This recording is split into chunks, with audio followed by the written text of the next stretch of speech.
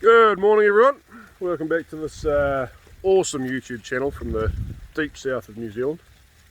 It's bloody cold this morning.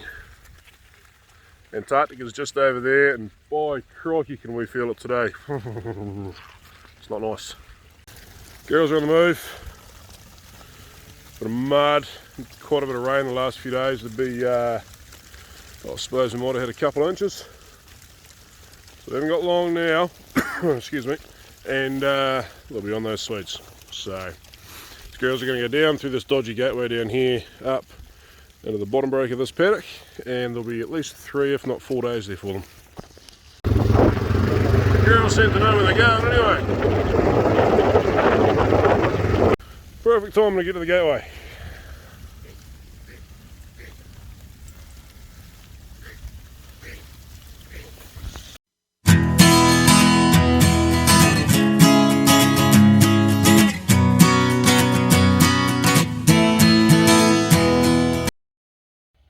Oh, that's them all safely across that crossing.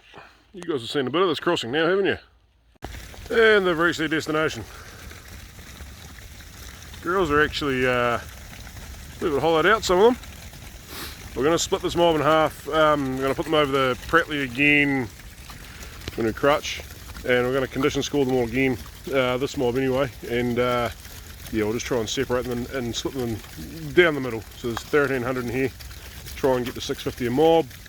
And that'll just put the big ones all together and then the lighter ones all together, which will hopefully help to remove a little bit of competition and might not let the lighter ones get any heavier, but it should stop them getting, well, they'll get heavier as the lambs grow inside them, but it'll stop them losing body weight anyway. So fella was just having a bit of fun, wasn't he?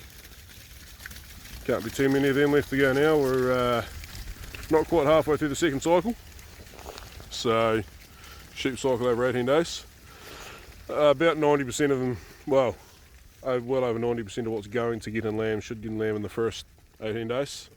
So yeah, there's not too many to go. So I had the Swedes weighed on, well, today's Wednesday, I had them weighed on Monday. So you remember a couple of videos back I took you through the process of weighing a square metre and working out what the paddock weight was, and then so the paddock wet weight, and then working out the dry matter percentage, because that's what we feed on. So this is the poorest paddock. We expected that because it's a bony, benchy, steep paddock, and it's been a dry season and it faces north, which a few northern hemisphere people just remember that our north faces are our sunny ones, and on a dry year they don't grow very well. So yeah, the better parts of the paddock were over 20. I think we had like a 22 sample for the, I mean, you're only looking at a square metre, but it did weigh that. This sort of area here was sort of putting it 15, 16, and way down the bottom down there, not this ridge, but over there, which, and sort of the whole way up the side here, just below this wee bit, is only like 8. But anyway, paddock average 16.95, so near enough to 17, which I'm bloody wrapped with. Then we've got this one. Now just remember with this paddock here, you can see my wheel tracks there. We were driving around weighing it the other day.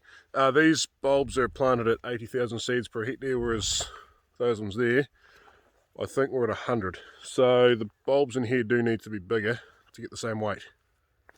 But bigger they certainly are. I mean, we're standing right in the gateway here because I don't want to get my boots wet, which, to be fair, they haven't dried from yesterday when we had our discussion group crop tour. But no, this one's done pretty well too. We weighed this one up at, I think it was 18.6. I mean, you've got to take these weights with a grain of salt. If you want to know the true weight of the paddock, you've got to harvest it, and we're not going to do that. So yeah, but they're reasonably good estimates. So you're pretty happy. And then we've got this one here, which is the flat one way down the bottom, because, well, up there, that the cattle are going to go on. So yeah, this one's been weighed twice. So farmland's got 20.3, I think it was, in here. And then the discussion group came around yesterday, which is why my boots are still soaking bloody wet, because I never put them on the dryer last night, but that's my own fault. Yeah, we weighed it as a discussion group at 19.1. So I mean, there's a fair margin of error in doing this, like I said, standing at the top of that hill up there. Unless you harvest the paddock, you're not going to get a perfectly accurate weight, And I mean, that's like a 6% difference, which adds up, don't get me wrong. But yeah, I mean, it's not very far out, so yeah. So I'll just work on about 20 for this paddock, and we'll see how it goes. I mean, when you weigh the paddocks, it's to give you a general idea, and then you've sort of got to work off that as to, you know, how the livestock are eating it. Is there too much left at the end of the day, or the end of the 4 days? There won't be much left at the end of 4 days. Then maybe it's a bit heavier. Normally works out to be the other way around, with the way a lot of crops are weighed around the province. No discredit to either one of the people weighing my crops. I'm pretty happy with them. But yeah, normally it winds up being that by the end of the 3rd day there's nothing left. And you got to sit there and go, well, that's not right. They need something to eat. Obviously the first 2 days they eat more than they need, and there's a bit of a buffering effect there, but there's got to be something left at the end of the 4th day before you shift them. So yeah, often you'll have to make a wee adjustment just to work out what's going on. Do you remember back to that video, I hate this tractor? Take a guess as to what that noise is. Yep, every creak is that loader coming down about 1/2 inch. Sure, I'm glad I got that TM back. Right then, see if we can get this old girl to go.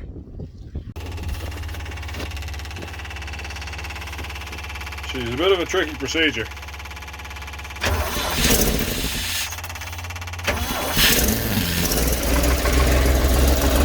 Good girl. Right, giving her a minute to warm up. We are away for a scare. She's in low box, probably should have started in 2nd. Ah, damn it. Still wants a bit of choke, hang on. We're going again.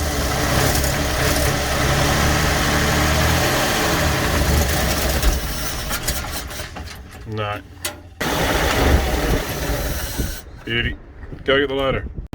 Well, we'll see how well I can do this with one hand. I know I can't, but we'll try.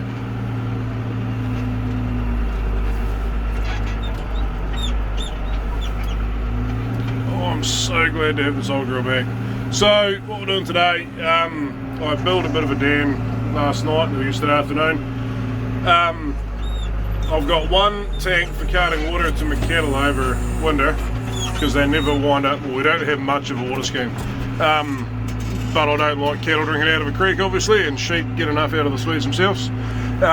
So I put a dam in a creek, and we're going to hopefully pipe from that dam, just a gravity feed, down into a trough for the cattle, and it'll only be 2 or 3 psi, but it'll be enough to do the job. So I just need a bit more fill. I sort of took all I could without making things look ugly over there. Well, they look ugly because of the time of year, but yeah, so we'll take a load of this over. Thinking one will probably be enough, and we'll see how we go. Right, that'll do for a load at this time of year, which is a bit wet, and those tyres are horrible, so let's go.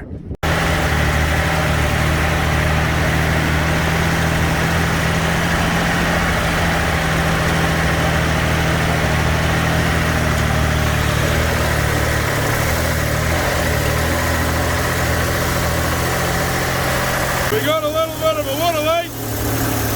Not too bad just yet. Poor old girl.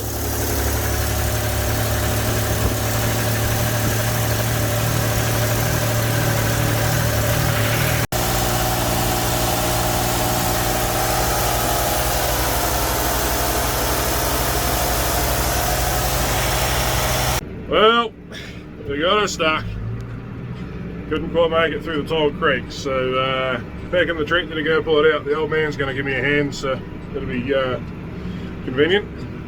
But seeing as I'm going over, I may as well take a bucket of dirt with me. I don't like running around with too much weight in the bucket, but it's not too bad, this stuff. Oh, the old man's in his element.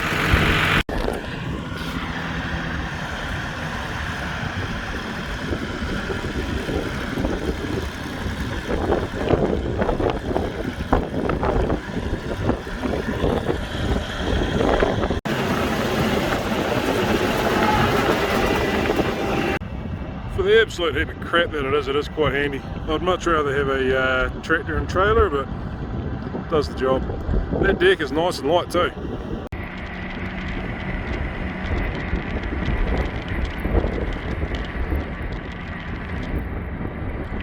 And there we go, we're going to get it all off. Third stage. Woohoo! Perfect. It's his favourite bloody toy.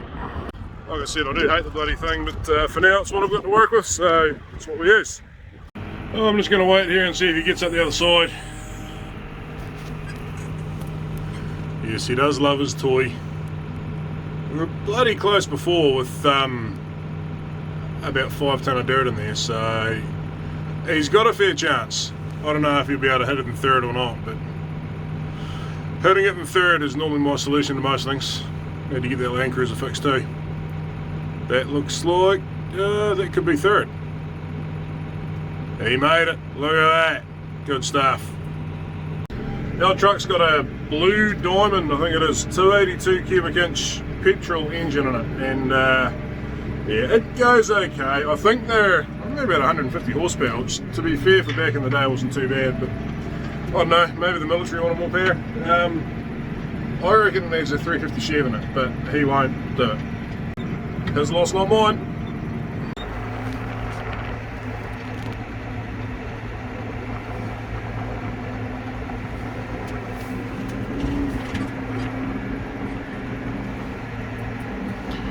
Wee bit sketchy getting along here now. It's quite wet, and I mean we're on hills. I don't do wet country. I'm hopeless in a tractor and a bike. Motorbike, different story. Because well, yeah, playing on them as kids. But yeah, I don't really do having heavy gear in bogs, so I get really scared when I see wheel marks like that. And you can see it gets worse further up, but we haven't sunk yet. We haven't sunk, and yeah, there's a bit of that going on too. Should probably drop my loader down a wee bit.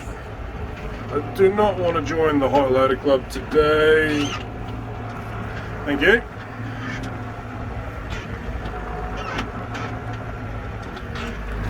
So there's the creek there. Like it's just a wee sort of boggy, swampy, wetlandy creek. We are damming it, yes, but the water's going to carry on flowing through it. It's not like we're going to take all the water away. And I think that the way it's gone, that there's still a bit of water getting away underneath it, which is not ideal, but I don't have a digger, so this is the best I can do. If this doesn't work, I'll have to go to town and buy a tank to get water to my cattle, my calves on crop. This is where it gets a bit sketchy.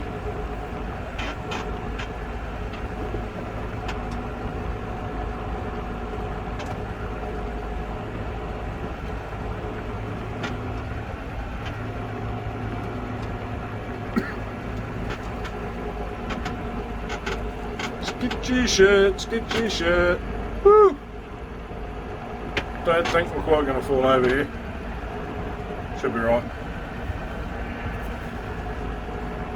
And this one's going to go way down here, which is going to be gnarlier. I'm going to lift that loader now and knock the tractor on its side. Sort of need that to go over the back, but the tractor's steering uphill and we're turning downhill. It's going to go right there. There we go. It's on.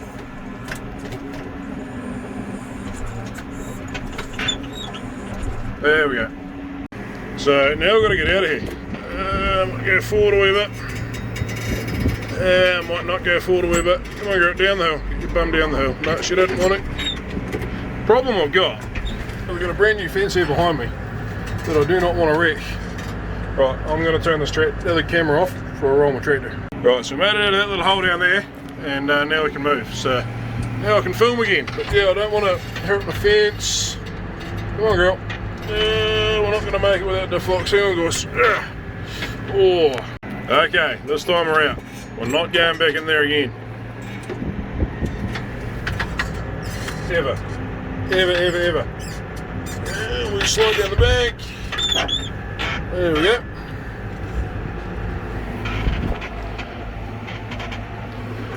And take the fence out.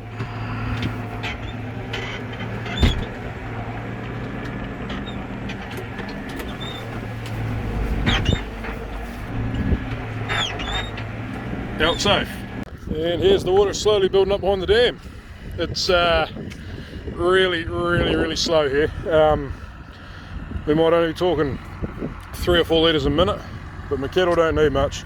And what we'll do at the end of this is, I'm thinking it'll flood back to maybe about there. Now we'll just leave this as a bit of a pond, there's not really much catchment up there for it to be a settlement or nutrient trap, but just as a wee pond, it'll slowly turn into a slightly bigger wetland, and then in time we'll just put a fence around here and then go around the top of it. Or possibly, I want to leave that gully there because at lambing time that gully saves a lot of lambs' lives, so, but I'm sure we can fence out a little bit down the bottom here, because all that happens in here at lambing is, so it's not like that, but it's like this, still soft and spongy, which is what it's meant to be. I mean, it's sort of wetlandy, but it doesn't do the stock any good, so there's not really any point in them being here. It's like this the whole way up and then whole way down, and it meets another creek just the side of the Swedes there. So, but this little pond we're putting in here isn't really going to take out much of the wetland. Hopefully it'll help it. And yeah, we might put a bit of manuka and some wee native shrubs and stuff around the edge. Maybe even a few trees, I don't know, we'll see. But just going to do a few of these on the farm, just nice wee ones that aren't too invasive. Girls are a bit hungry this morning. Right, get this fence all shifted then. Go girls.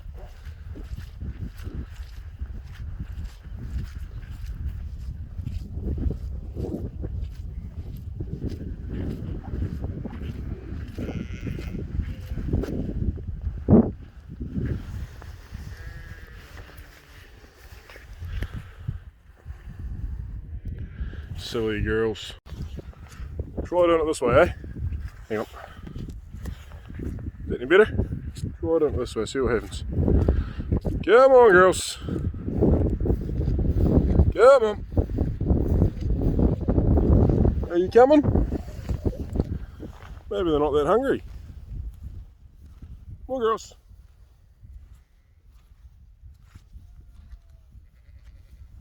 This isn't normal. As soon as I turn the bloody camera off, eh?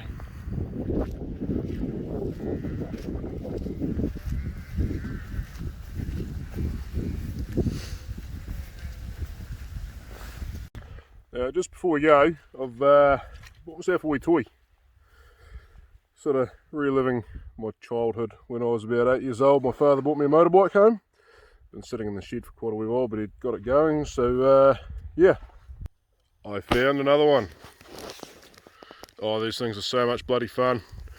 It's an 87 ATC 250, obviously made by Honda. Electric start, but that doesn't work. But I think with the two in the shed that I've got, I can make it work. Beautiful. Runs like a bloody champ. And the issue is I've got to run it on reserve, because I had it happen with one of my other ones. This is my third one. This tap, yeah, plays up. So run it up there and she runs out of fuel, but the tank is full to the brim. Obviously run it on off and it runs out of fuel, so yeah, but I'll pull that off next time the tank's empty and have a play around with this, and yeah, but it all works. Only thing that doesn't work is the foot brakes. So rear brakes up there will work quite nicely, front brakes work bloody amazing. I haven't rolled it yet. I have had it on 2 wheels quite a bit because it's good fun, obviously. I've got a big set of wider tyres to go on the back of it, but for now I think I'll just leave those on. But yeah, gave the wee girl an oil change yesterday, which was probably much deserved. So I do love me a 3-wheeler. Don't know why, they're just fun. But anyway, guys, yeah, thanks for watching. Hope you enjoyed that, and we will see you next time. Oh, and yeah, don't forget to hit that subscribe button, guys. That really helps me keep this channel going. Cheers.